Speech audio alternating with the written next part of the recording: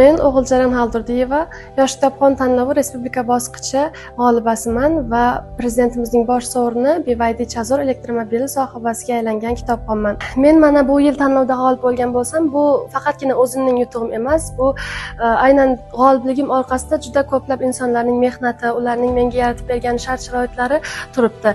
Masalan, aytib o'tganimdek, mana oilaviy muhitdan uzoqda yashar ekanman.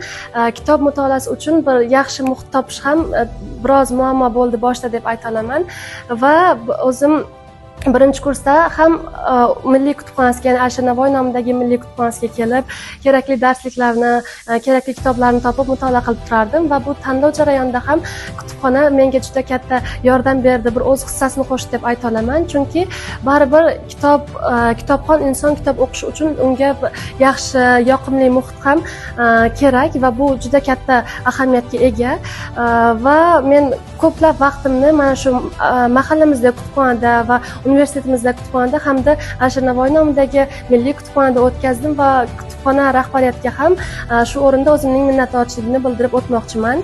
Prezidentimiz aytadi, bugungi kunda bitta kitob o'qiyotgan bola kelasi hayotda, ya'ni kelajakda hozir televizor ko'rayotgan 100 ta bolani boshqara oladi deydi. Bu shunchaki aytilgan gapdek tuyulishi mumkin, lekin buning zamirida juda chuqur ma'nolar yotadi.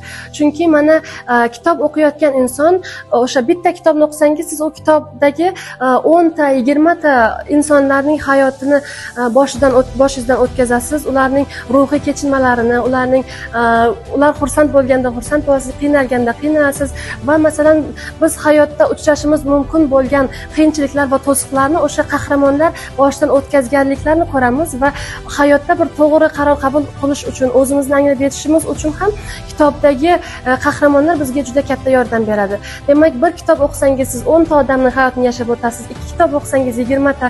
Demak, qancha kitobni ko'p o'qiganimiz sayin biz hayot haqida katta tushunchalarga ega bo'lib boramiz va o'zimizning hayotda to'g'ri yo'lni topishimiz uchun, to'g'ri qaror qabul qilishimiz va aynan inson sifatida, kitobxon inson va shaxs sifatida shakllanishimiz uchun ham kitob o'qish juda ham zarur deb ayta olaman va kitobni o'qishni, kitob o'qish odatini zaruriyatga aylantirishni bir maslahat bergan bo'lardim.